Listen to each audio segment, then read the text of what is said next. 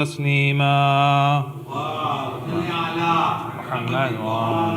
محمد بسم الله الرحمن الرحيم ياسين والقرآن الحكيم إنك لمن المرسلين على صراط مستقيم تنزيل العزيز الرحيم لتنذر قوما ما أنذر آباؤهم فهم غافلون لقد حق القول على أكثرهم فهم لا يؤمنون إنا جعلنا في أعناقهم أغلالا فهي إلى الأذقان فهم مقمحون وجعلنا من بين أيديهم سدا ومن خلفهم سدا فأغشيناهم فهم لا يبصرون وسواء عليهم أنذرتهم أم لم تنذرهم لا يؤمنون إنما تنذر من اتبع الذكر وخشي الرحمن بالغيب فبشره بمغفرة وأجر كريم إنا نحن نحيي الموتى ونكتب ما قدموا وآثارهم وكل شيء أحصيناه في إمام مبين واضرب لهم مثلا أصحاب القرية إذ جاءها المرسلون إذ أرسلنا إليهم اثنين فكذبوهما فعززنا بثالث فقالوا إنا إليكم مرسلون قالوا ما أنتم إلا بشر مثلنا وما أنزل الرحمن من شيء إن أنتم إلا تكذبون قالوا ربنا يعلم إنا إليكم لمرسلون وما علينا إلا البلاغ المبين قالوا إنا تطيرنا بكم لئن لم تنتهوا لنرجمنكم وليمسنكم منا عذاب أليم قالوا طائركم معكم أئن ذكرتم بل أنتم قوم مسرفون وجاء من أقصى المدينة رجلا يسعى قال يا قوم اتبعوا المرسلين اتبعوا من لا يسألكم أجرا وهم مهتدون وما لي لا أعبد الذي فطرني وإليه ترجعون أتخذ من دونه آلهة إن يردنا الرحمن بضر لا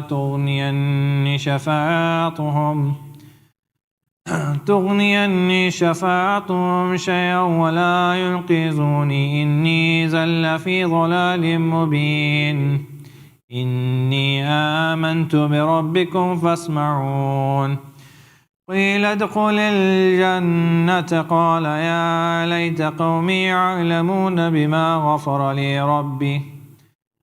لي ربي وجعلني من المكرمين وما أنزلنا على قومه من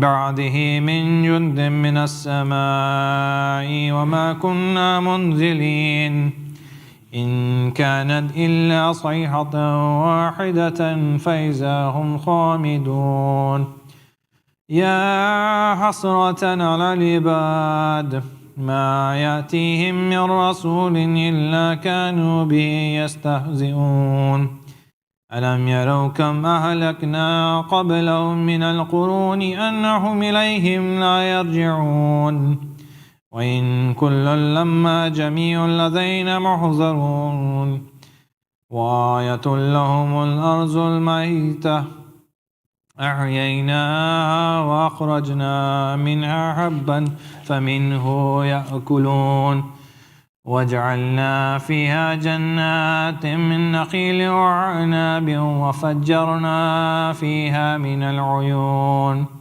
ليأكلوا من ثمره وما عملته أيديهم أفلا يشكرون سبحان الذي خلق الأزواج كلها مما تنبت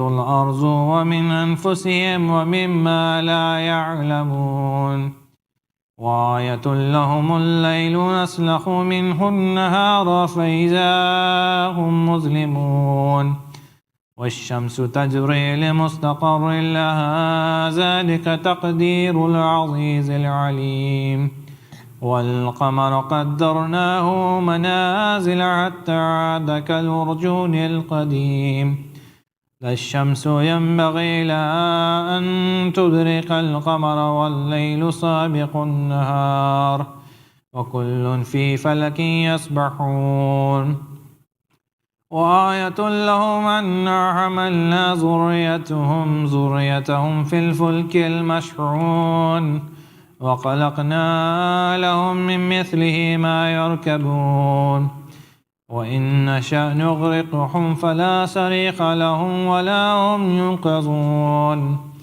إلا رحمة منا ومتاعا إلى حين وإذا قيل لهم اتقوا ما بين أيديكم وما خلفكم لعلكم ترحمون وما تأتيهم من آيات ربهم إلا كانوا عنها معرضين وإذا قيل لهم أنفقوا مما رزقكم الله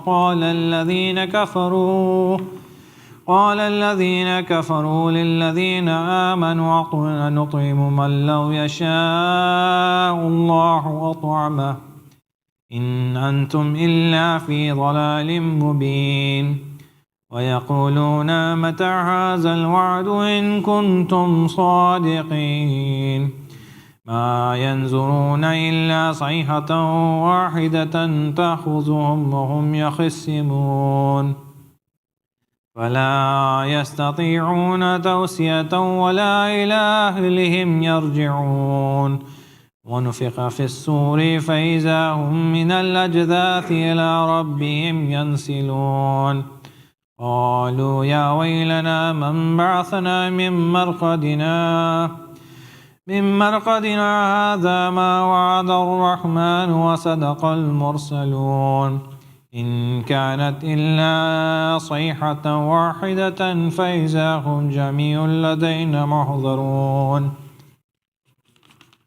فاليوم لا تظلم نفس شيئا ولا تجزون إلا ما كنتم تعملون إن أصحاب الجنة اليوم في شغل فاكهون هم وأزواجهم في ظلال على الأرائك متكئون لهم فيها فاكهة ولهم ما يدعون سلام قولا من رب رحيم وامتازوا اليوم أيها المجرمون ألم أعهد إليكم يا بني آدم ألا تعبدوا الشيطان إنه لكم عدو مبين وأن اعبدوني هذا صراط مستقيم ولقد أضل منكم جبلا كثيرا أفلم تكونوا تعقلون هذه جهنم التي كنتم توعدون اصلوها اليوم بما كنتم تكفرون اليوم نختم على أفواههم وتكلمنا أيديهم وتشهد أرجلهم بما كانوا يكسبون ولو نشاء لطمسنا على أعينهم فاستبقوا الصراط فأنى يبصرون ولو نشاء لمسخناهم على مكانتهم فما استطاعوا مضيا ولا يرجعون ومن نعمره نكس في الخلق أفلا يعقلون وما علمناه الشعر وما ينبغي له إن هو إلا ذكر وقرآن مبين لينذر من كان حيا ويحق القول على الكافرين أولم يروا أنا خلقنا لهم مما عملت أيدينا أنعاما فهم لها مالكون وذللناها لهم فمنها ركوبهم ومنها يأكلون ولهم فيها منافع ومشارب أفلا يشكرون واتخذوا من دون الله آلهة لعلهم ينصرون لا يستطيعون نصرهم وهم لهم جند محضرون فلا يحزنك قولهم من إنا نعلم ما يسرون وما يعلنون أولم ير الإنسان أنا خلقناه من نطفة فإذا هو خصيم مبين وضرب لنا مثلا ونسي خلقه قال ما يحيي العظام وهي رميم قل يحيي الذي ينشأها أول مرة وهو بكل خلق عليم الذي جعل لكم من الشجر الأخضر نارا فإذا أنتم منه توقدون أوليس الذي خلق السماوات والأرض بقادر على أن يخلق مثلهم بلى وهو الخلاق العليم إنما أمره إذا أراد شيئا أن يقول له كن فيكون فسبحان الذي بيده ملكوت كل شيء وإليه ترجعون صدق الله العلي العظيم.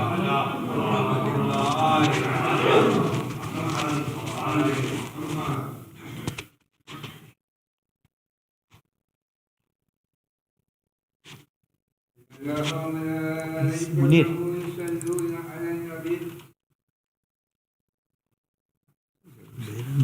إن الله وملائكته يصلون على النبي يا أيها الذين آمنوا صلوا عليه وسلموا تسليما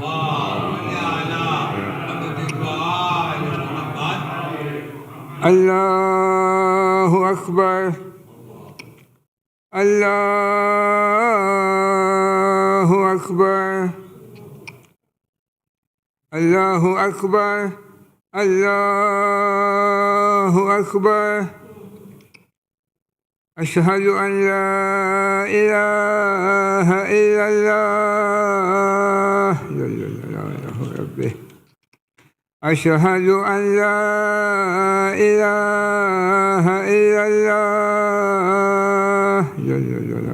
ربي أشهد أن محمدا رسول الله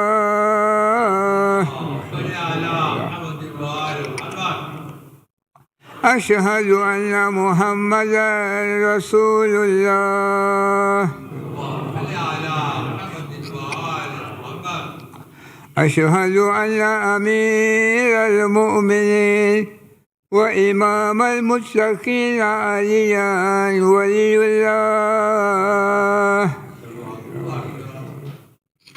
أشهد أن أمير المؤمنين وإمام المتقين عليا حجة الله صلوات الله وسلامه عليه هيا على الصلاة هيا على الصلاة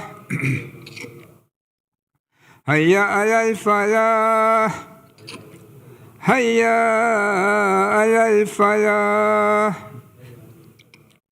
هيا على خير العمل هيا على خير العمل الله أكبر الله أكبر لا إله إلا الله لا إله إلا الله وصل اللهم على سيدنا ونبينا محمد وآله الطاهرين.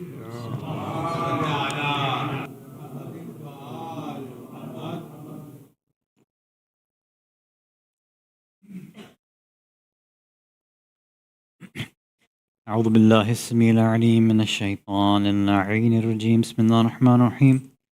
الله أكبر الله أكبر. أشهد أن لا إله إلا الله. أشهد أن لا إله إلا الله.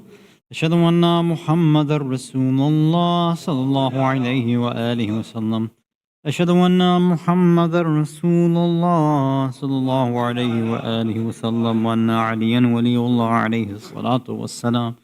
حي على الصلاة حي على الصلاة حي على الفلاح حي على الفلاح حي على خير العمل حي على خير العمل. قد قامت الصلاة قد قامت الصلاة. الله أكبر الله أكبر. لا إله إلا الله. الله أكبر. أعوذ بالله من الشيطان الرجيم. بسم الله الرحمن الرحيم. الحمد لله رب العالمين الرحمن الرحيم مالك يوم الدين. إياك نعبد وإياك نستعين. اهدنا الصراط المستقيم صراط الذين أنعمت عليهم غير المغضوب عليهم ولا الضالين. بسم الله الرحمن الرحيم. إنا أعطيناك الكوثر فصل لربك وانحر إن شانئك هو الأبتر. الله أكبر. سبحان الله سبحان الله سبحان الله سبحان ربي العظيم وبحمده سمع له لمن حمد. الله أكبر. سبحان ربي الأعلى وبحمده سبحان الله سبحان الله سبحان الله. الله أكبر. استغفر الله ربي وأتوب إليه. الله أكبر. سبحان ربي الأعلى وبحمده. اللهم صل على محمد وآل محمد. الله أكبر. بحول الله وقوته أقوم وأقعد وأركع وأسجد. بسم الله الرحمن الرحيم. الحمد لله رب العالمين الرحمن الرحيم مالك يوم الدين. إياك نعبد وإياك نستعين. اهدنا الصراط المستقيم صراط الذين أنعمت عليهم غير المغضوب عليهم ولا الضالين. بسم الله الرحمن الرحيم. قل هو الله أحد الله الصمد لم يلد ولم يولد ولم يكن له كفوا أحد. كذلك الله ربنا. الله أكبر. ربنا فاغفر لنا ذنوبنا وكفر عنا سيئاتنا وتوفنا مع الأبرار. الله أكبر. سبحان ربي العظيم وبحمده. اللهم صل على محمد وآل محمد. سمع له لمن حمده. الله أكبر. سبحان ربي الأعلى وبحمده. اللهم صل على محمد وآل محمد. الله أكبر. أستغفر الله ربي وأتوب إليه. الله أكبر. سبحان ربي الأعلى وبحمده. سبحان الله سبحان الله سبحان الله. الله أكبر. الحمد لله. أشهد أن لا إله إلا الله وحده لا شريك له وأشهد أن محمدا عبده ورسوله. اللهم صل على محمد وآل محمد. قبل شفاعته ورفعته. بحول الله وقوته أقوم وأقعد وأركع وأسجد.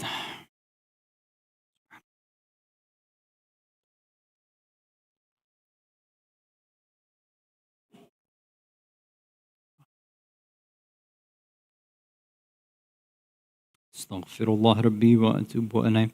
الله أكبر.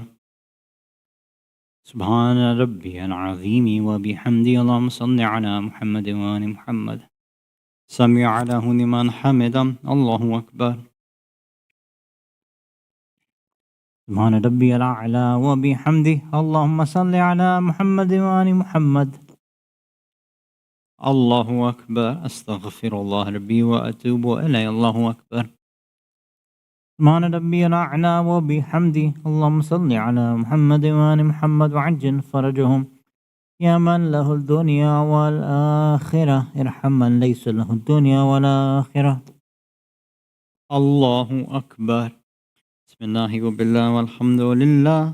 أشهد أن لا إله إلا الله وحده لا شريك له، وأشهد أن محمدا عبده ورسوله.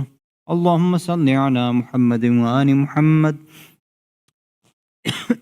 السلام عليك أيها النبي ورحمة الله وبركاته. السلام علينا وعلى عباد الله الصالحين. السلام عليكم ورحمة الله وبركاته. السلام عليكم.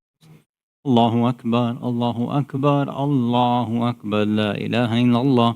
بسم الله الرحمن الرحيم. إن الله وملائكته يصلون على النبي يا أيها الذين آمنوا صلوا عليه وسلموا تسليما.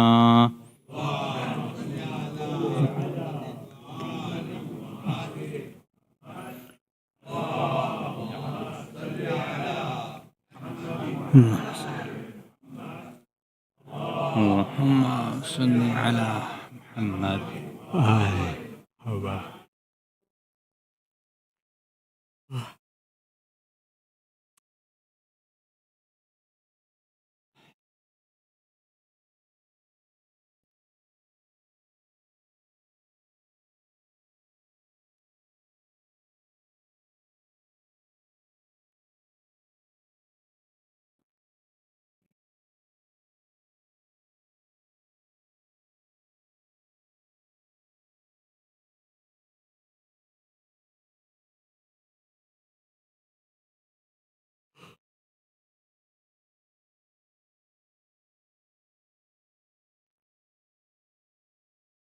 لا إله إلا الله. بسم الله الرحمن الرحيم. استغفر الله الذي لا إله إلا هو الحي القيوم ذو الجلال والإكرام وأتوب إليه. استغفر الله الذي لا إله إلا هو الحي القيوم ذو الجلال والإكرام وأتوب إليه. استغفر الله الذي لا إله إلا هو الحي القيوم ذو الجلال والإكرام وأتوب إليه.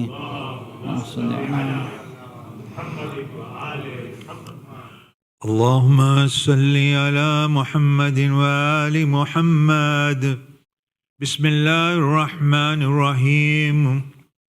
اللهم إني أسألك موجبات رحمتك وعظائم مغفرتك والنجاة من النار ومن كل بلية والفوز بالجنة والرضوان في دار السلام وجوار نبيك محمد عليه وآله السلام.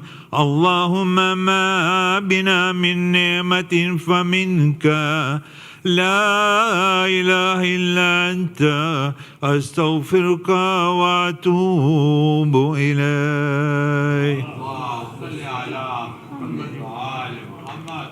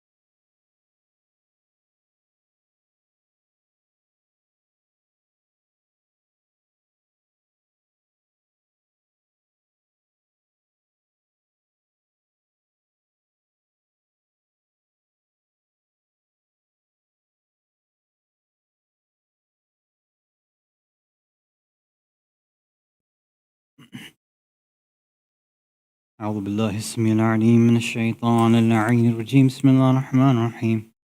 الله أكبر الله أكبر. أشهد أن لا إله إلا الله أشهد أن لا إله إلا الله أشهد أن محمد رسول الله صلى الله عليه وآله وسلم. أشهد أن محمد رسول الله صلى الله عليه وآله وسلم. أشهد أن عليا ولي الله وأشهد أن عليا حجة الله صلوات وسلامه عليه. حي على الصلاة حي على الصلاة حي على الفلاح حي على الفلاح حي على خير العمل حي على خير عمل. قد قامت الصلاة قد قامت الصلاة. الله أكبر الله أكبر. لا إله إلا الله. استغفر الله من كل ذنب وأتوب إليه إنه الله أكبر. أعوذ بالله من الشيطان الرجيم. بسم الله الرحمن الرحيم. الحمد لله رب العالمين الرحمن الرحيم مالك يوم الدين. إياك نعبد وإياك نستعين. اهدنا الصراط المستقيم صراط الذين أنعمت عليهم غير المغضوب عليهم ولا الضالين. بسم الله الرحمن الرحيم. والعصر إن الإنسان لفي خسر إلا الذين آمنوا وعملوا الصالحات وتواصوا بالحق وتواصوا بالصبر. الله أكبر. سبحان ربي العظيم وبحمده. سبحان الله سبحان الله سبحان الله. سمع له لمن حمده. الله أكبر. سبحان الله سبحان الله سبحان الله سبحان ربي الأعلى وبحمده. الله أكبر. أستغفر الله ربي وأتوب إليه. الله أكبر.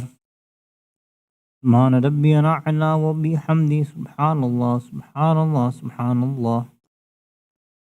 الله أكبر. بحول الله وقوته أقوم وأقعد وأركع وأسجد. بسم الله الرحمن الرحيم.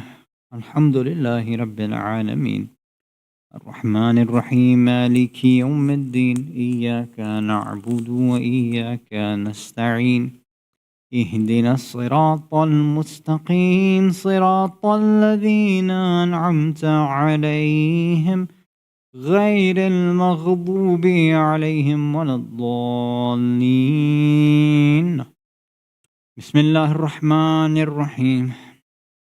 قل هو الله أحد الله الصمد لم يلد ولم يولد ولم يكن له كفوا أحد. كذلك الله ربنا. الله أكبر. يا الله يا رحمن يا رحيم يا مقلب القلوب ثبت قلوبنا على دينك. الله أكبر. سبحان ربي العظيم وبحمده. اللهم صل على محمد وآل محمد. سمع له لمن حمده. الله أكبر. سبحان ربي الأعلى وبحمده. اللهم صل على محمد وآل محمد. الله أكبر. أستغفر الله ربي وأتوب إليه. الله أكبر. سبحان الله سبحان الله سبحان الله. اللهم صل على محمد وآل محمد. الله أكبر. الحمد لله.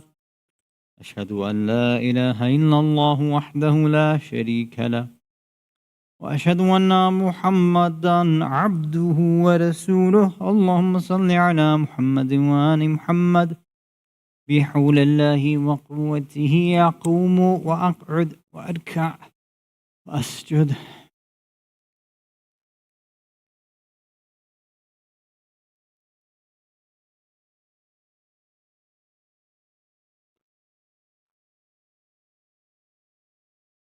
استغفر الله ربي وأتوب إليه. الله أكبر.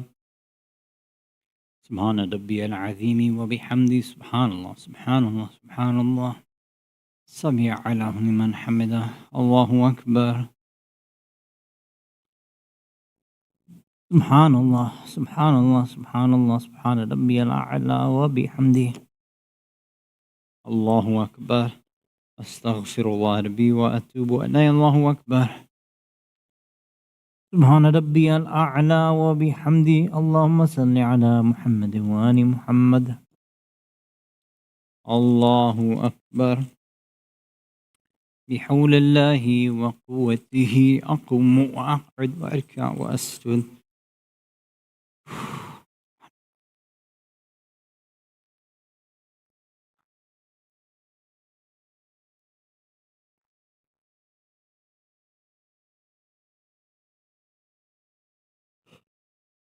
استغفر الله ربي. الله أكبر. سبحان ربي العظيم وبحمده اللهم صل على محمد وآل محمد. سمع الله لمن حمد. الله أكبر. سبحان ربي الأعلى وبحمده اللهم صل على محمد وآل محمد. الله أكبر. أستغفر الله ربي وأتوب إليه. الله أكبر. سبحان ربي الأعلى وبحمده اللهم صل على محمد وآل محمد وعجل فرجهم يا من له الدنيا والآخرة ارحم من ليس له الدنيا والآخرة. الله أكبر. بسم الله وبالله والحمد لله. أشهد أن لا إله إلا الله وحده لا شريك له وأشهد أن محمدا عبده ورسوله. اللهم صل على محمد وآل محمد. السلام عليك أيها النبي ورحمة الله وبركاته. السلام علينا وعلى عباد الله الصالحين. السلام عليكم ورحمة الله وبركاته. الله أكبر. الله أكبر. الله أكبر. لا إله إلا الله. بسم الله الرحمن الرحيم. إن الله وملائكته يصلون على النبي يا أيها الذين آمنوا صلوا عليه وسلموا تسليما.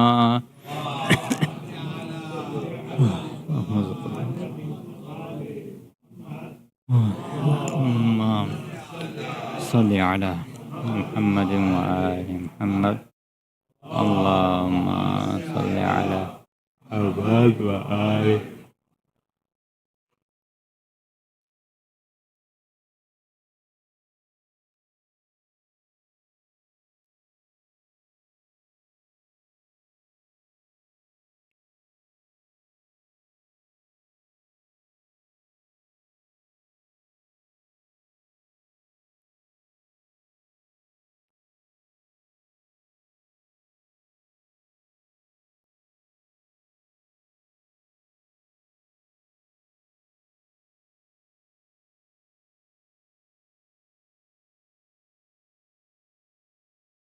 لا إله إلا الله. بسم الله الرحمن الرحيم.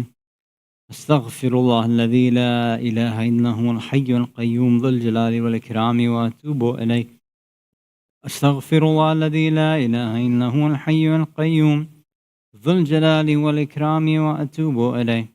أستغفر الله الذي لا إله إلا هو الحي القيوم ذو الجلال والإكرام وأتوب إليه.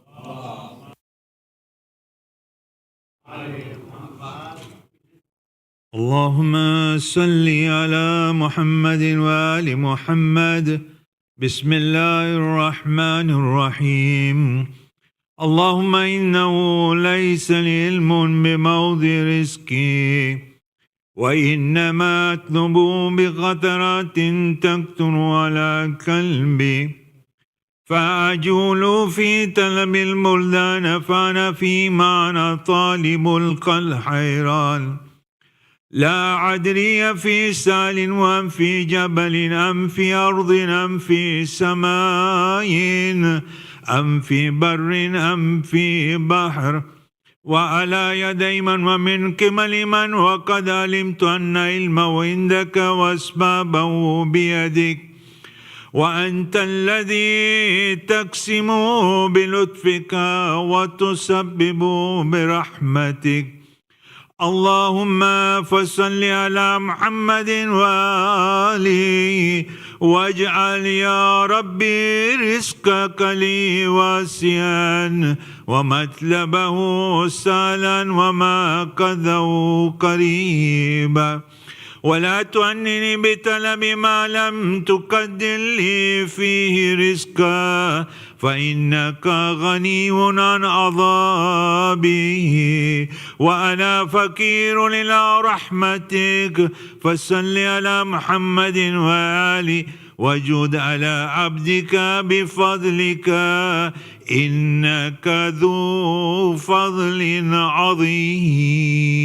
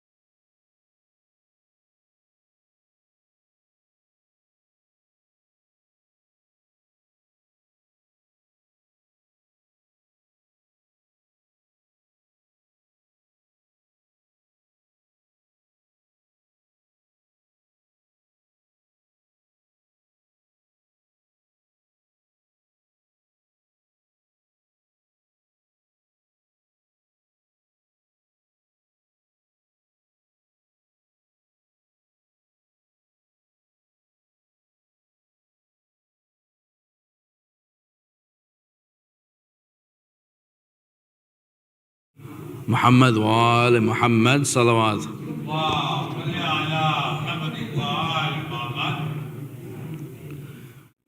करबल की कहानी जब कोई भी सुनाएगा,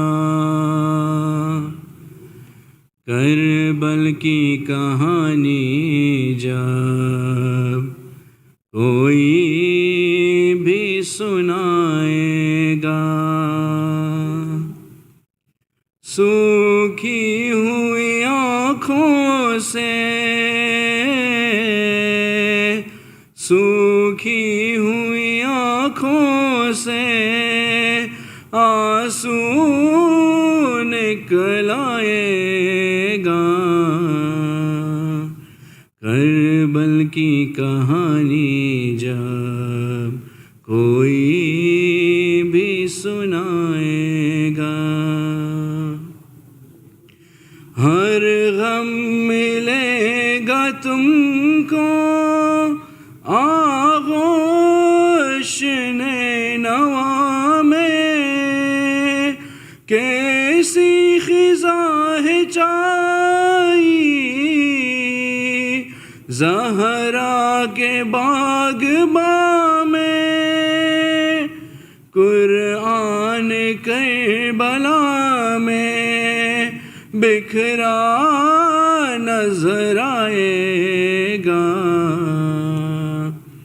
کربل کی کہانی جب کوئی بھی سنائے، اکبر سے نوجوان سینے پہ برچی کا کر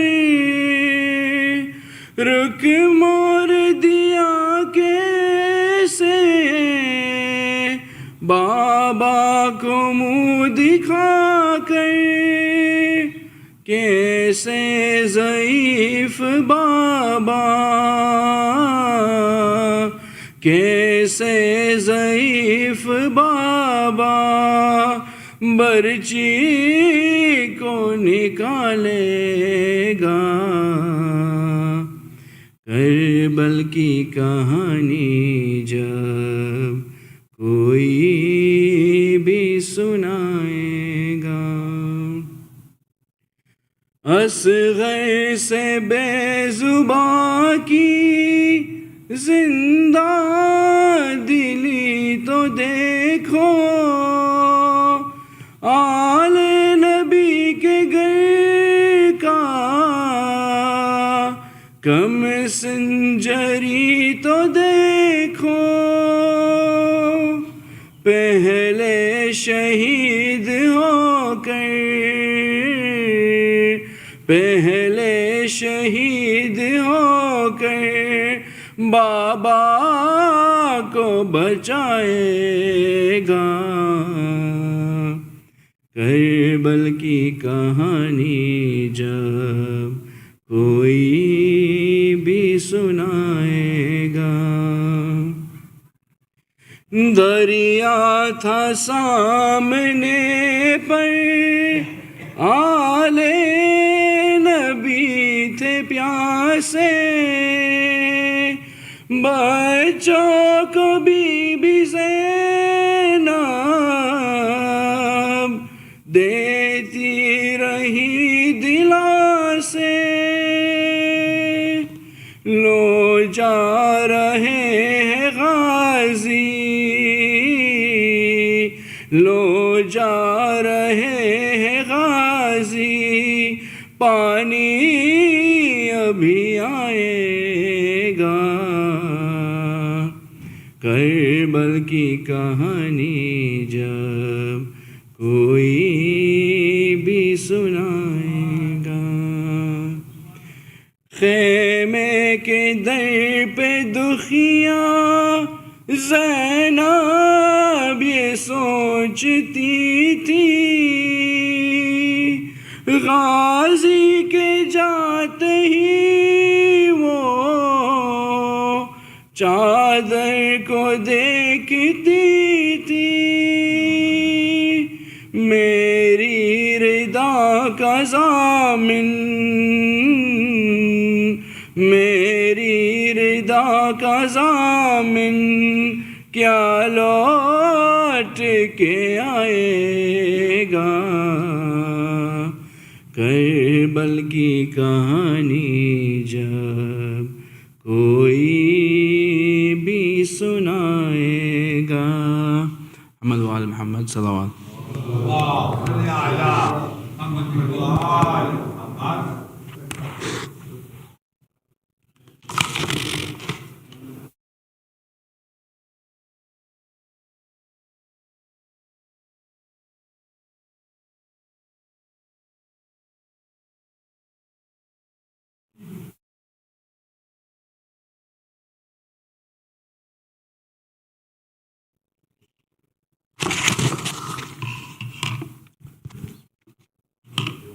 Bismillahirrahmanirrahim, said Hasan Rizvi, respected elders, dearest brothers and sisters in Iman, Assalamu alaikum wa rahmatullahi wa barakatuh. Surah Fatiha is requested for all the marhumeen listed on the screen, as well as all other marhumeen. Al-Fatiha.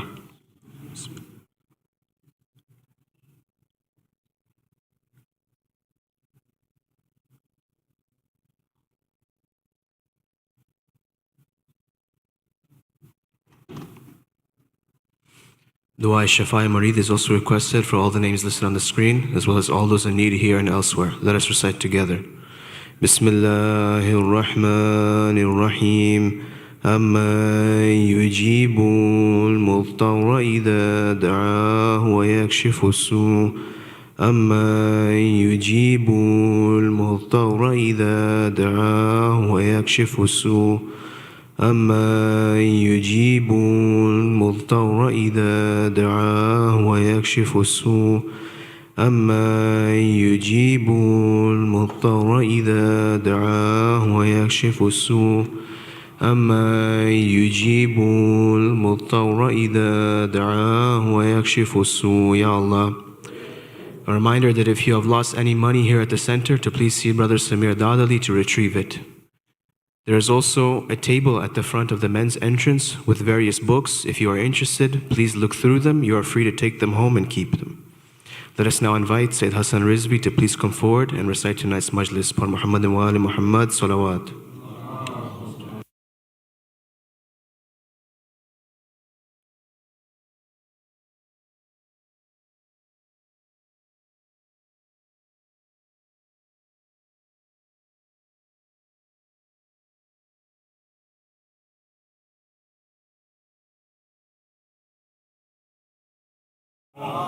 اللهم صل على محمد وآل محمد وعجل فرجهم.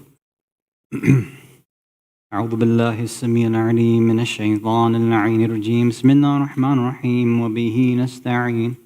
لا حول ولا قوة إلا بالله العلي العظيم والحمد لله رب العالمين والصلاة والسلام على أشرف الأنبياء والمرسلين أبي القاسم المصطفى محمد.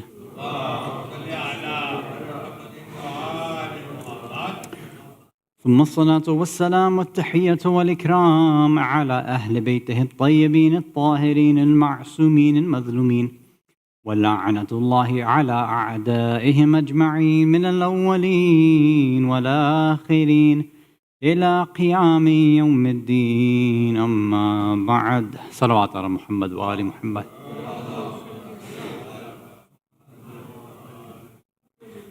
Mu'mineen, mu'minat, brothers and sisters in Islam and Iman, Assalamu alaikum wa rahmatullahi wa barakatuh. Last night we began another division, another subtopic while talking about the history of the Arab people, this sort of pre-Islamic Jahil tribal arrangement and hierarchy that they had.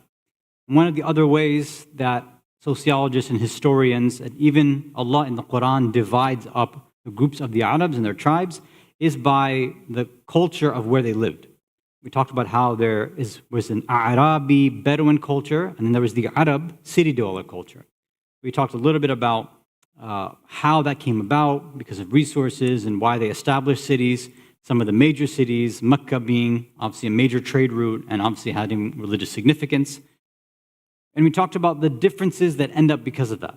Right? When somebody lives as a Bedouin, as a nomad, as they're moving around from place to place, the cultural differences between them and those who have settled in an Arab city. For example, we talked about how language, the Arabic language, was pure and unmixed and unchanged with the Bedouins, right? Because they didn't interact with other cultures and other languages, so it stayed intact. So this is why the best orators, the best poets, they were amongst the Bedouins, not the city dwellers. We talked about how this is one of the reasons why the city dwellers would send their children. It was a normal practice to have, as soon as a child was born, they would send it with one of these Bedouin tribes, and they would stay with them for about 5 years or so, right? Even the case, as we mentioned, with Rasulullah sallallahu alayhi wa alihi wa sallam. Allahumma salli ala Muhammad wa ala.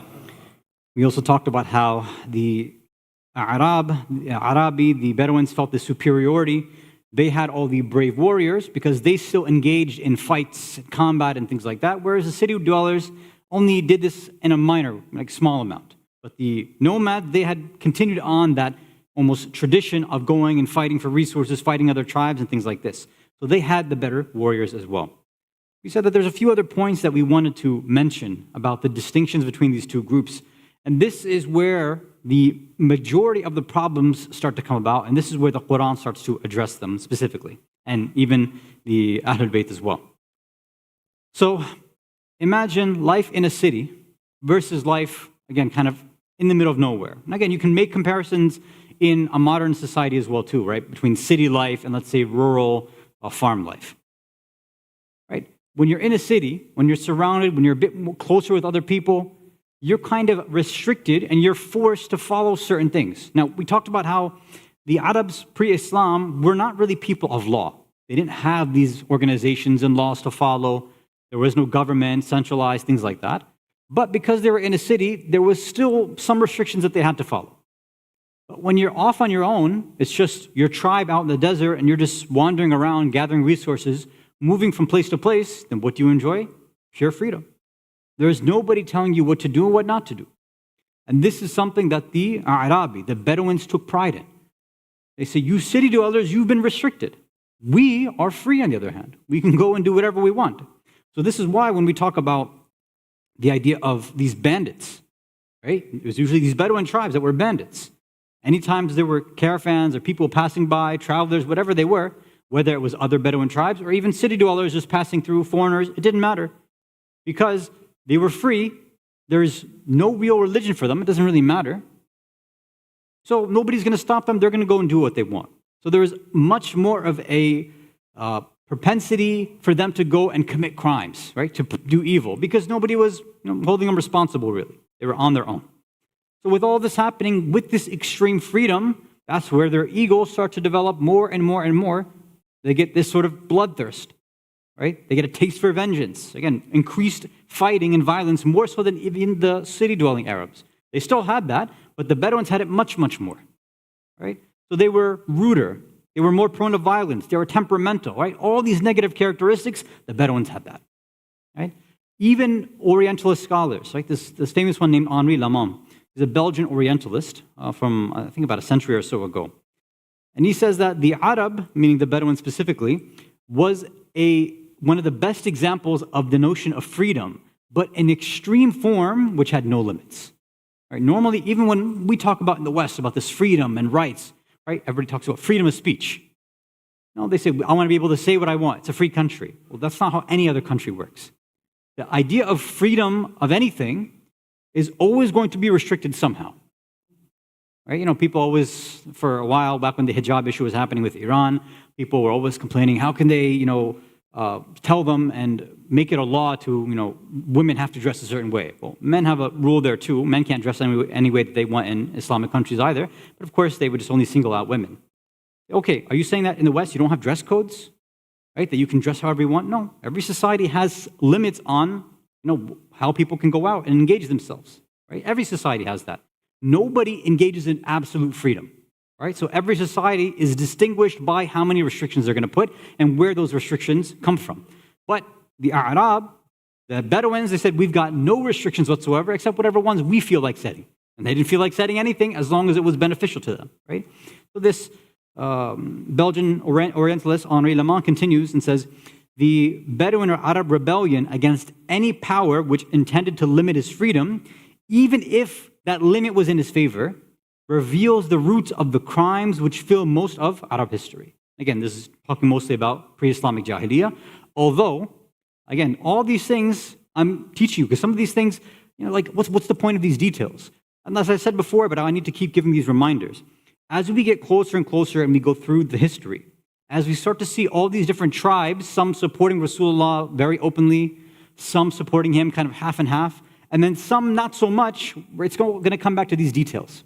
But then when we move in to see what happens when the Umayyads take power, all of these same points will come back. And we're going to get to some of these points in a minute or so. If you can recite a Salawat ala Muhammad wa ala Muhammad.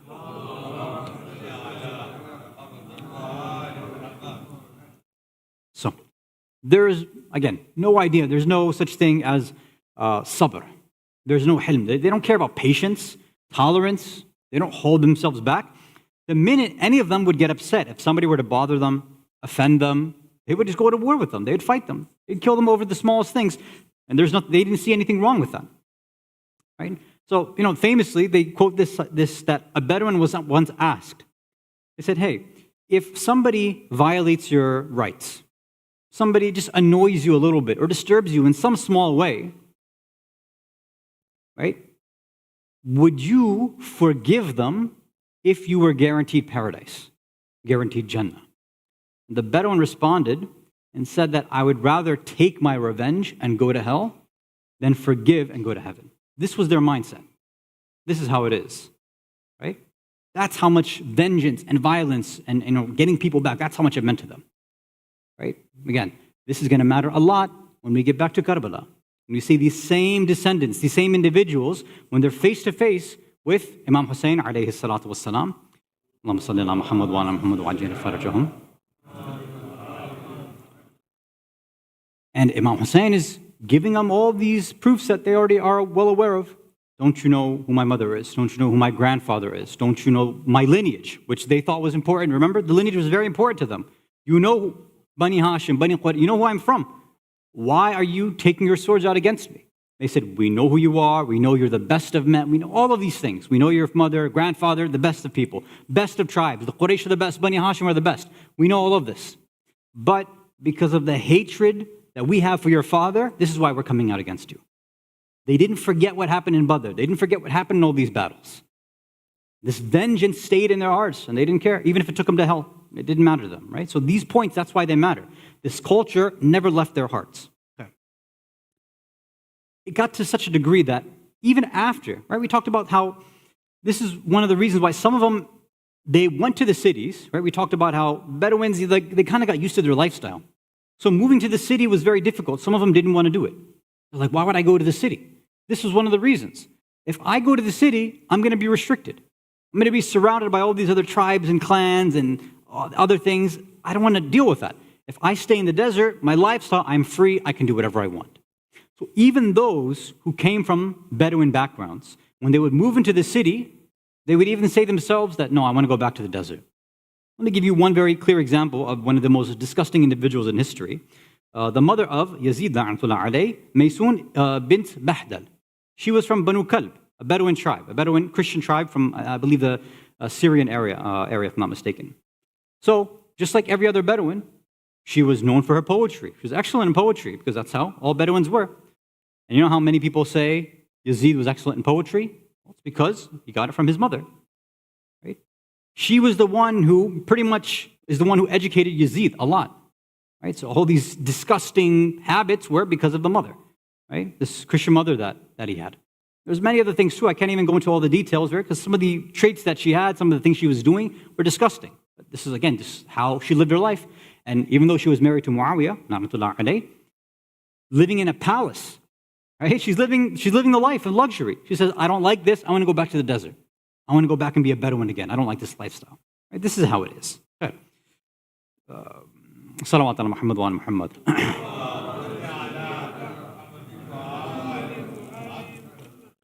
When all of this is there, it's in their minds, this is how they're living their life, they're free, so to speak, Islam comes. Right? Rasulullah's coming, he's preaching. So some of them are like, okay, on paper, this sounds okay. We can accept him as a prophet, we can accept these few actions. But the culture that they had didn't leave their hearts yet. And we quoted the ayat yesterday that said that they're claiming that we have Iman, and Allah told Rasulullah, tell them, no, you don't have Iman yet. Iman has not entered your hearts. Once you actually submit, then you can call yourselves mu'mineen. Right now, you're just Muslims, right? Because you've done the bare minimum. I'm just saying that, yes, la ilaha illallah Muhammadur Rasulullah. But don't consider yourself a mu'min yet. Other ayat of the Quran, they bring out some other issues that took place over the course of the growth of Islam. So this is in Surah Al-Fath, ayah number 11. Bismillah ar-Rahman ar-Rahim. سَيَقُولُ لَكَ الْمُخَلَّفُونَ مِنَ الْأَعْرَابِ. Those who remained behind, who were opponents from amongst the A'rab, the Bedouins, this is what they said to Rasulullah. شغلتنا أموالنا وأهلنا فاستغفر لنا يقولون بألسنتهم ما ليس في قلوبهم. So they were telling Rasulullah, right? Rasulullah would order them that, okay, we have to go out to battle, we have to go out to fight, there's expeditions, this and that. They would say, no, we're busy. Our properties, our farms, our animals, they keep us busy. We have our families. We can't go and do all this stuff. Sorry, we're going to stay behind. We're not going to go out and fight. We're not going to this war. We're not going to go to the expedition. We're not going to move. We're not going to do anything. Right? So they weren't willing to get up and kind of move. Allah says, they say with their tongues that which is not within their hearts. Right? So they would say certain things, right? They say, yes, we believe in you, Ya Rasulullah, you're the messenger of God. We believe in Tawheed. We believe in all this. Rasulullah would give a command, and they say, we can't follow that. Sorry, we're busy with other things. Well, this is what Islam says. Well, that's cool, but we don't feel like doing it right now. That's not for us. Sorry, we don't do something like that. Right? قُلْ فَمَنْ يَمْلِكُ لَكُم مِّنَ اللَّهِ شَيْئًا إِنْ أَرَادَ بِكُمْ ضَرًّا أَوْ أَرَادَ بِكُمْ نَفْعًا بَلْ كَانَ اللَّهُ بِمَا تَعْمَلُونَ خَبِيرًا. Then Allah is telling Rasulullah to say, then who could prevent Allah at all if He intended for you harm or He intended for you benefit? Rather, ever is Allah with what you do acquainted, and He's well known of what you do. This is the nature of what they were doing. Their tribal lifestyle, their Bedouin lifestyle was more important to them than religion. Their their freedom was much more important than the actual deen, even though they accepted it. Not all of them were forced, right? This was early on in the Islamic mission. They said, okay, fine, we'll accept this stuff, but this is going to be like second priority. This is not the top of our list. My family will take priority. My tribe will take priority. My clan will take priority. My lineage will take priority. My izzah will take priority. My revenge, my vengeance will take priority. If somebody wrongs me, even if you tell me to forgive, I'm not going to do it. So they couldn't break out of these things. All these riwayat where you see the Ahlul Bayt, Rasulullah, always telling people, look, this is how important forgiveness is. Have sabr. Don't let anger control you. They're addressing people like this. Right? Obviously, we know anger is bad and having forbearance and tolerance is good. But imagine where somebody's whole lifestyle is defined by not forgiving people and getting revenge on them. This is what slowly Rasulullah and the Imams have to kind of do away with. And you see, it's stuck around with them so much. This is how all these things culminate in Saqifa. It culminates in those who sided with the first three khulafa. And even then, after Amir al-Mu'mineen, Ali ibn Abi Talib alayhi salatu wassalam becomes Khalifa, Allahumma salli ala Muhammad wa ala Muhammad wa they come to him and they say, look, yeah, we made you leader now, but you still have to help us out and help us go back to our old ways. And Amir al-Mu'mineen said, I refuse to do that. I'm going to rule with justice according to Allah, not the way that you guys like. So that's why many of them said, you know what, maybe we'll go support somebody else then. If Muawiyah and the Umayyads, they're going to allow us our freedom, if they're going to let us live however we want, the city people can have their city stuff, but us Bedouins, our tribes, we want to live our free life. And that's exactly what Muawiyah allowed them to do. Right? From the time that he was established by Uthman, right, back in under his Khilafah, when he was established there, that's where he started to make all these tribal alliances and political alliances with these types of tribes. Because he knew that I can buy them out very easily. Other tribes, he knew that, okay, these certain tribes, they are actual Muslims. So for them, I'll use propaganda. But these other ones, these Bedouins, right, I can, a little bit of poetry will confuse them. Money, if I help them take vengeance, that's the kind of stuff that can draw them to me. So you see, as we get closer and closer, and we get to Karbala, we get to post-Karbala, all these different things are just extensions of all these tribal fights, of individuals who had these decades, centuries-long arguments and issues. They're just allowing it to play out, and they're using Islam as an excuse. Right? That's what ended up happening a lot there. And this is also where we come to one of the main principles that has been discussed by the Ahlul Bayt, and it's even discussed in fiqh as well. And for those who had attended early on, we discussed this in some of the Jum'ah khutbahs, of a principle called ta'arrub ba'd al-hijrah.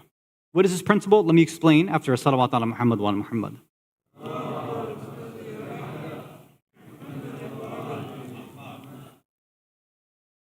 Ta'arrub ba'd al-hijrah literally means becoming Bedouin after performing hijrah, after migration. This principle was, and this is haram, this is something in fiqh is haram, that a person, once they accept Islam, once they make the journey, they come and accept Islam, they cannot go back to their old Arabi Bedouin ways. So there was a historical reason, which is what we're discussing here. Because some of these tribes would do that. They say, okay, we're Muslims now. They'd come in, walk into Islam among the Muslims. They'd see what was going on. Say, no, thank you. This is not for us. And then they'd leave. Some of them would do that. They would take the secrets of the Muslims and they would go and tell other tribes and benefit from that. Right? They'd tell the munafiqeen. They would tell the people in Mecca. They would benefit. They'd tell the Jewish tribes or Christian tribes. Right? Things like that. So Rasulullah said, look, we can't have traitors like this. If you're going to be a part of us, then you can't leave like that. That's not how this works. Even to this day, the way that fuqaha, maraji, they apply this concept, because this is extended even to our time too. They say any action, any behavior, anything you do which will push you away from Islam is not allowed. Right? And as we had explained, again, this was probably a couple months ago, when we were going through that previous series on Jum'ah, this is where this fatwa comes in by pretty much all maraji. When people ask, are we allowed to migrate to the West or not? Can we go to non-Islamic lands? This is the principle that they bring up. They say it is allowed only if you don't violate this principle. If you can go, secure and maintain your Muslim identity, raise a family that you're also protecting their identity, then yes, you can travel wherever you want. But if you leave Muslim lands, you go to non-Muslim lands, and now you've reverted back to Jahil ways, you're losing your Muslim identity, it is haram for you to be there and you have to leave. You cannot stay there. This is a general fiqh principle based on this idea. Because what we would be doing in that sense is that we are moving to a place intentionally, purposefully, and slowly letting our Islamic identity go. We're doing this and our Islam is, whittling away. So this is a principle which the ulama have discussed and said, no, it's haram to do anything like this. Let me share with you a hadith from Amir al-Mu'mineen, Ali ibn Abi Talib alayhi salatu wassalam.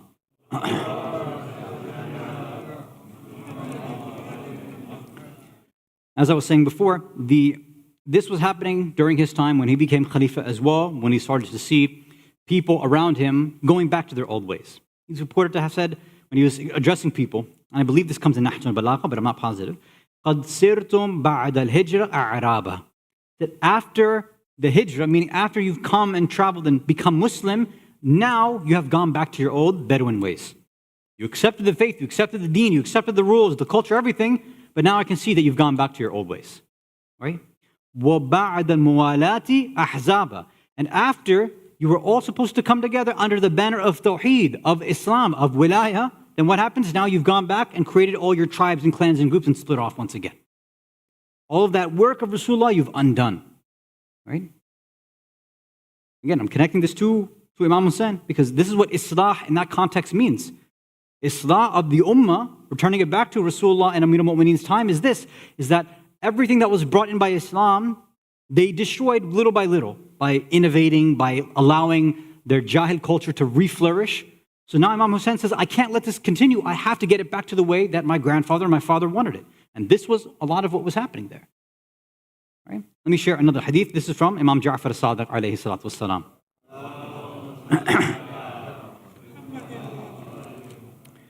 This one highlights, and this will be the final point, this one highlights one of the other major issues that the Bedouins and the Arabi, the nomads, faced.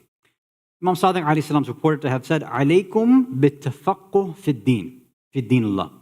It's necessary, it's wajib, it's obligatory upon you to dive deep and learn in a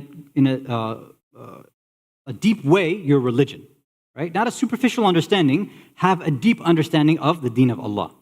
وَلَا تَكُونُوا أَعْرَابًا. Don't be like the Bedouins. Don't be like these nomads, the A'rab. فَإِنَّهُ مَنْ لَمْ يَتَّفَقَّهُ فِي الدِّينِ اللَّهِ. These ones, these Bedouins, these A'rab, they don't do tafaqquh fi din. They're not deep diving, they're not researching, they're not thinking, they're not going after a greater ma'rifah of Allah, of Rasulullah, of the Ahlul Bayt. They're not concerned with that stuff. Right? لَمْ يَنظِرُ اللَّهُ إِلَيْهِ يَوْمَ الْقِيَامَةِ وَلَمْ يَزْكَ لَهُ عَمَلًا. On Yawm al-Qiyamah, Allah won't even look at individuals like that. These individuals who don't go and try to understand their religion on a deeper level. Right? Their amal will have no benefit to them whatsoever because it was all just superficial. It was all just, again, nonsense action. There's nothing behind it. Right? And this is a reminder for all of us too. Alhamdulillah that we have been whether born and raised or maybe a bit later on in life, we have connected with Allah through the Quran and Ahlul Bayt. And we have, alhamdulillah, let's say a good understanding in various dimensions of Islam, right? Whether it's through our parents or whether it's through the community, like Sunday school, or however we decided to learn and we came about our Islamic understanding. We have some basic building blocks, basic aqidah, basic ahkam, some little bits of deeper philosophy, some points about the ma'rifah of Ahlul Bayt, a few things about the idea of dhuhur, of the Imam of the time. So we have little pieces here and there, and that's good. It's a good starting point. But it's incumbent, according to the Imam, upon people like you and I, it's very easy for us to go and get more information about this. There are so many resources available about it.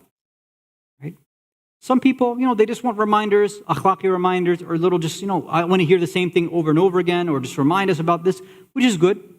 Right? Some people say, look, I just want refreshers about ahkam, right? How to pray, how to fast, things like that. That's also good, right? Reminders are a good thing as well too. But we see that the Ahlul Bayt really tried their best to get us, the followers of Ahlul Bayt, the Shia of Ali, look, the Imams really wanted us to go a bit deeper into this deen. They didn't want us to be like everybody else. They said, everybody else, Allah is Ghafoor and Rahim. Allah will see that maybe they didn't have the capacity, they didn't have the resources, they weren't able to learn too much about religion. Khair, let Allah judge them, that's fine. Inshallah, Allah is easy with them.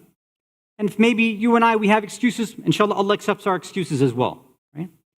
But many of us, again, especially given the modern world, we're in this society, everything's at our fingertips. And I've mentioned this point again, and I say this as just a humble reminder. When somebody sends me a fiqh question, I have no problem, right? Because sometimes I understand the language, right? The English translations on the websites or in the books, sometimes they're not very clear. I know that. I know they're not very clear. And this issue does exist sometimes in the Farsi and Arabic as well too, right? But khair, I understand that. So sometimes people will say, look, I don't understand, can you clarify? Sure. Or sometimes people say, look, I tried to look for the ruling and I couldn't get it. Okay, no problem. Oh, I can help out, no big deal, right? Because I've looked a lot, and I can find it quicker. That's fine. But there are some of us who just don't even look at all. Won't even take 5, 10, seconds or a minute to go and just do a little bit of research, even about ahkam. You know that there's somebody who actually designed an AI now for answering questions according to Ayat al-Sistani, hafadhullah. Right, I remember the exact name of the website. It's still in beta testing. He still says, he puts a disclaimer on the website, but he designed it. Basically, the AI is designed that it's just going through all of the English website information, and the AI will, if you ask a question, it will go and search through it and give you an answer which seems suitable. Right? So I've tested it a few times. Not 100% accurate, but for basic questions, you should get what you want. And that website too will give you the source, the English link to where it got the answer from. So you can also go check yourself too. So we have all this stuff available. I've even tested, a few times I've tested ChatGPT and things like that. And I think I've said this before, and I'll say it again. ChatGPT has gotten some things right that I've heard other so-called speakers not get right before too, especially when it comes to things like moon sighting and stuff like that. Yeah.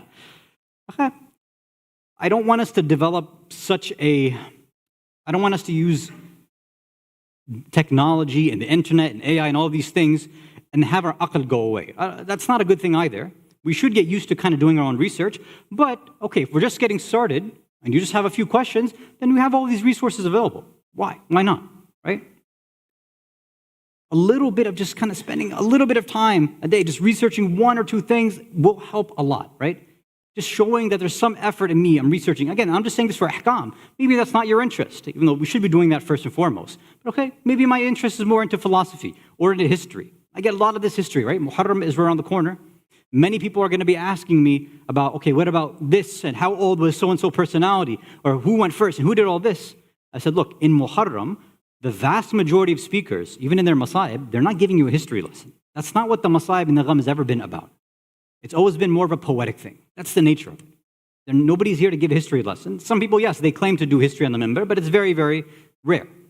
If somebody wants history, you have to go read a history book. That's the only way it's going to happen. And yes, sometimes you will find that because there's different approaches to history, some of the things you'll see in these history books are going to be a little different than what we hear in the minbar. Sometimes that happens, but usually it's because there's differences of opinion. So all these questions that are there, again, my humble advice for myself and for everybody here, is when those questions start occurring to you, don't just let them sit there. The question occurs, there's some Allah usually inspires us to get closer to Him through this information. He sees that there's a gap, that I want to learn something. Allah inspires us, says, okay, now you have a question. Miftahul ilm as-su'al. Ahlul Bayt have said the key to ilm, to knowledge, is a question. And a lot of people, we get these questions. Okay, good. Now you've got the key, go open the door. Search, open a book. And yes, if after all of this research, whatever it took, you can't do it, then yeah, whatever resources you have available, individuals that you feel that can do the research for you or better or whatever, and you want to ask them, then go right ahead. Right? But we should try to get in the habit of doing a little bit of this research so we can follow the teachings of the Ahlul Bayt. So we're not those, especially if we're preparing for the Dhuhr of the 12th Imam, that we're not those who, when the Imam comes, we're going to be frantically messaging people and WhatsApping and doing all these things, saying, okay, is this actually the Imam or not? Right? We should be well-versed enough in our Islamic teachings where if somebody comes and claims that they're the 12th Imam, I should definitely know that. I should have my own yaqeen. I should know very well, if somebody else mentions to me that, oh yeah, this is the 12th Imam, I should know whether or not to trust that person. Which, now I have to mention this too. For those who are at Jum'ah today, I incorrectly mentioned that Dr. Sayyid Jalili had won the elections. Because I wasn't shown news, I was shown a WhatsApp forward. And we always have to remember, never trust WhatsApp forwards, right? That's how it works. The election was still going on, they extended the voting time. But it happens to the best of us, right? So I want to make sure nobody thinks that because I know the results still haven't come in. But sometimes you got to follow up and you have to do your research and make sure that you're strong enough, you and I are strong enough that we can go out for this information. And we, as the Imams have advised us, that our zaman is going to be an era of shak and doubt, as we've already been facing already. With multiple people saying different things, even about tashayyu. We know that our aqidah has been under attack a lot. Marja'iyya has been under attack. Azadari comes under attack. These things are now fairly normal in conversations. So we have to make sure our iman, our level of research and tahqiq is strong enough where we don't get bogged down by these sort of doubts. Salawat ala Muhammad wa ala Muhammad.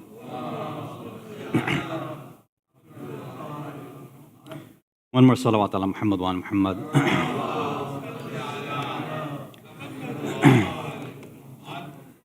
One more loud salawat ala Muhammad wa ala Muhammad.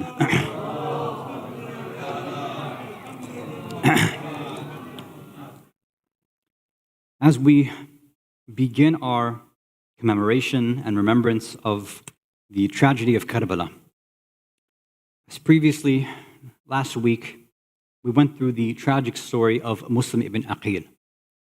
And now we open our hearts to his two children, Muhammad and Ibrahim. According to some historians, like Sheikh Saduq, rahmatullah alayh, they say that, and there's different versions of the story, but one of the more famous versions is that these two sons were with Imam Hussein alayhi salam and the rest of the Sahaba and the companions and family. They were not with Muslim. They had traveled with the Imam and they were there present with the Imam in Karbala. According to historians, when after Sham Ghariba, after the tents were burnt, after the children were running around scared, many of them were looking for their parents. Many of them cried out for their parents, but their parents were not alive anymore. We see these two brothers, Muhammad and Ibrahim. And some narrations say maybe 8, 9 or 10, right? Not even teenagers. They were present there. And in all this commotion, as Umar ibn Sa'ad, la'natullah alayhi, and the army, as they were gathering up the children, as they were taking them and getting them ready for Kufa, according to some, they say that Muhammad and Ibrahim were able to break free and to seek refuge, and they ran into Kufa. What happened then is that they eventually were captured. When they were captured, they were kept in prison for 1 year. Imagine, these young children were kept in prison. This is the kind of government that we were dealing with back then. Little children in prison. Just as you see the Zionists do to this day too, putting young children in prison. The same mindset existed back then. While they're in prison, because they are from the Quraysh, they're Bani Hashim, they have the blood of Rasulullah, of Imam Ali alayhi salam, in their hearts. These children, they don't cry, they don't complain. They say all day, we've learned from our parents, from our forefathers to have sabr and patience. So they say this 1 year in prison, they just fasted. They read their salah and they fasted. You and I could hardly deal with these kind of issues, but these two children who were trained, were part of the Bani Hashim, they would just keep without food. Even though they were barely given anything, they solved their problem by just fasting. Finally, one of the prison guards, who is a follower of the Ahlul Bayt, comes to find out who these children are. He seeks forgiveness from them and says that at night I will unlock your gate and you can go run free and you have to leave this area. So at night they run, but it's the darkness of the night. They've been in prison for a year now. They have no one else left. These are two young children. And imagine if Muslim ibn Aqil, if their father was gharib in the streets of Kufa, you tell me how two young children, how gharib they are when they're wandering the streets like this. It's, subhanAllah, it's amazing how much their story mirrors their father's story. In the same way that their father ends up at somebody's house and a kind person takes them in, from Muhammad and Ibrahim, the same thing happens. They end up at this kind woman's house. And they tell her who they are, and she's able to take them in. But just like for a Muslim, somebody who is a kha'in, somebody who is a supporter of Ibn Ziyad and Yazid is now going to inform them and take them in and take him in. You see the same thing happens to Muhammad and Ibrahim, where the individual in the house, the male, the husband, finds out that these two children are there, and he decides that he was going to go take them, kill them, and then collect a prize and a bounty from Ibn Ziyad. He takes these two children. He brings them out to a river. And these two children, any other children would be scared in such a circumstance. But you see, these two children, they begin praying to Allah. They tell this mad'oon individual, can you allow us to read 2 rakat before we go and see Allah? We want to go and offer a salat before we go. This is their final request as they pray to Allah. And together, their lives are ended together. Two brothers together, they spent their last night together. They ended their lives, were ended together. Very similar to how An and Muhammad were together when they were fighting on the battlefields of Karbala as well. And it's in a sense a blessing that they were able to be together. But this tragedy makes me wonder, I wonder if the same thing was the case for these other siblings that we saw in Karbala as well. An and Muhammad had the chance to be together in their final moments. Muhammad and Ibrahim, Ibn Muslim ibn Aqil were together in their final moments. But I wonder if when the body of Ali Asghar was brought back to the tents and Sakina saw that cloak being removed and she was wondering, why couldn't I be with my bhai in these last few moments? Why couldn't I be with my little brother? And if Ali Asghar could speak when the arrow hit his throat, maybe he was thinking, where's my baji? Where's my big sister? She's always with me, and right now when I'm in my last few moments, she's not with me. لعنة الله على قوم الظالمين وسيعلم الذين ظلموا أي منقلب ينقلبون إنا لله وإنا إليه راجعون رضا بقضائه وتسليما لأمره صلوات على محمد وآل محمد.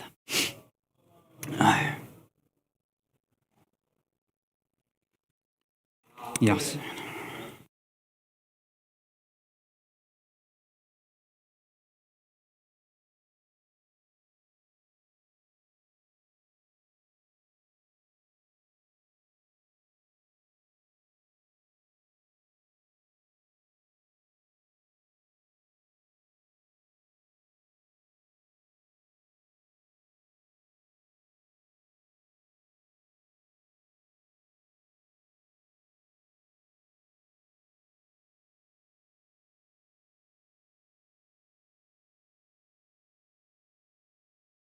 Ya Hussein, Ya Hussein, Ya Hussein, Akbar का लहू शह की अबा तक पहुँच गया अकबर का लहू शह की अबा तक पहुँच गया दस्तार से वो माँ की दस्तार से वो माँ की रिदा तक पहुँच गया اکبر کا لہو شہ کی ابا تک پہنچ گیا، اکبر کا لہو تک پہنچ گیا، اکبر کا لہو شہ کی دستار سے وہ ماں کی، دستار سے وہ ماں کی ردا تک پہنچ گیا، اکبر کا لہو ابا تک پہنچ گیا، اکبر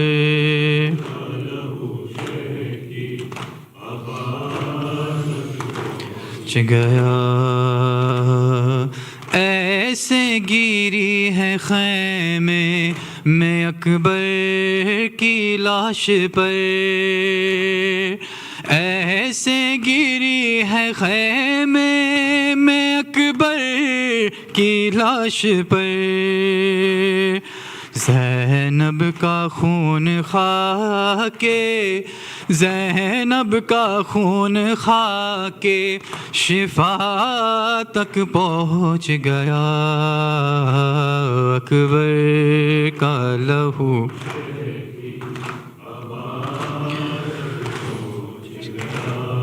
ہائے، اکبر کا لہو شہ کی آباد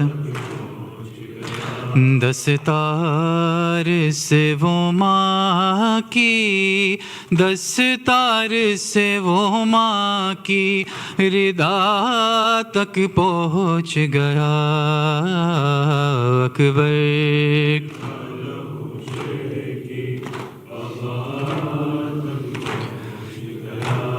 لیلا یہ رو کے کہتی تھی اکبر کہاں ہو تم،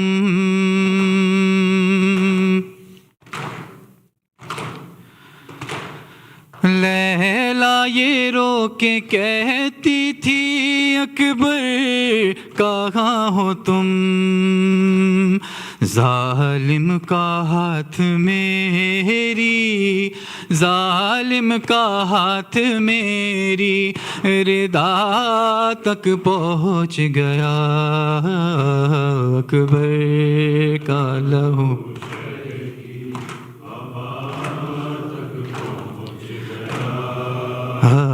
اکبر کا لہو شہ کی آواز رن سے آئی کہ بابا میں گر پڑا، آواز رن سے آئی کہ بابا میں گر پڑا، گرتا ہوا حسین، گرتا ہوا حسین صدا تک پہنچ گیا، اکبر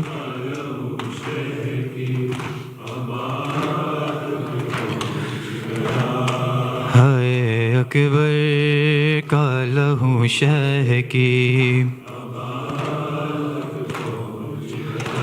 دستار سے وہ ماں کی، دستار سے وہ ماں کی ردا تک پہنچ گیا، اکبر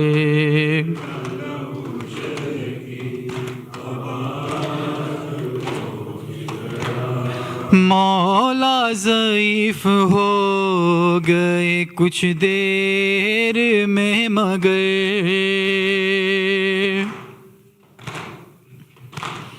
مولا ضعیف ہو گئے کچھ دیر میں مگر، اکبر کا لاشا آلے، اکبر کا لاشا آلے ابا تک پہنچ گیا، اکبر ابا تک پہنچ گیا اکبر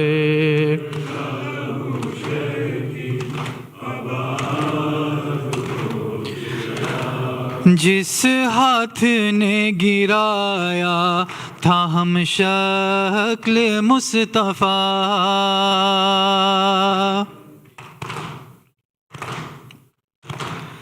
جس ہاتھ نے گرایا تھا ہم شکل مصطفیٰ نیز لیے وہ ہاتھ نیز لیے وہ ہاتھ ردا تک پہنچ گیا اکبر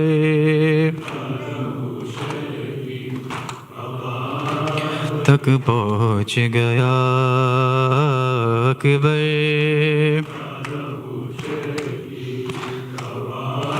تک پہنچ گیا دستار سے وہ ماں کی دستار سے وہ ماں کی ردا تک پہنچ گیا اکبر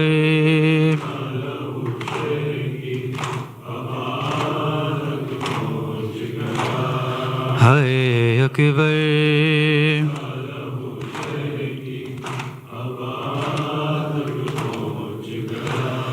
دل کی مراد غازی تیرے علم سے پائے روتی ہوئی جو مائیں تیرے علم پہ آئے زہرا کے درد پہلو کا فضا کا واسطہ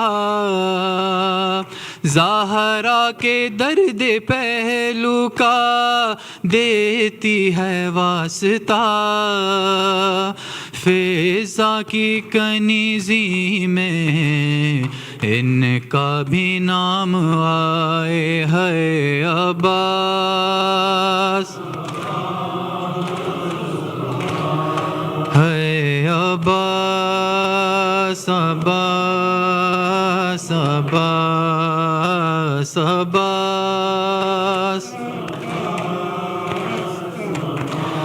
تقدیر کے ستائے تیرے در پہ سر جھکائے اشکوں کی التجا ہم غازی تجھے سنائے بیمار سارباں کے زخموں کا واسطہ ہے جتنے بھی خستہ دل ہے مولا شفا وہ پائے ہے عباس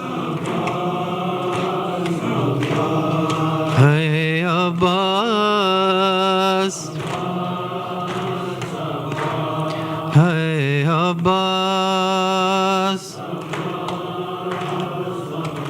سورة المباركة الفاتحة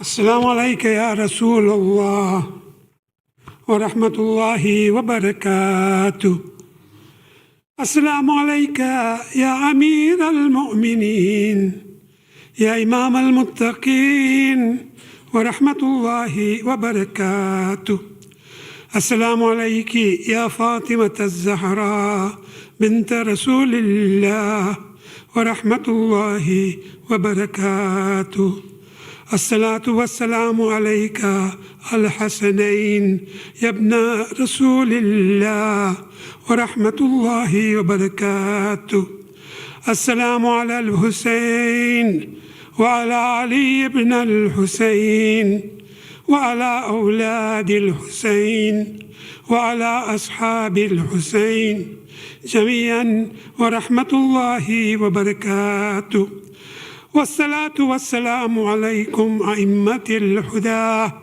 علي بن الحسين ومحمد بن علي وجعفر بن محمد وموسى بن جعفر وعلي بن موسى ومحمد بن علي وعلي بن محمد والحسن بن علي والحجة القائم المهدي.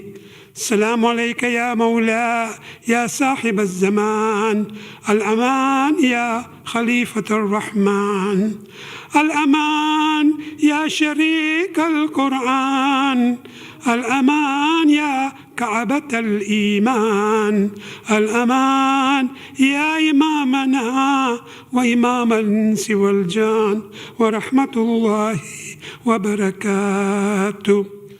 اللهم كن لي وليك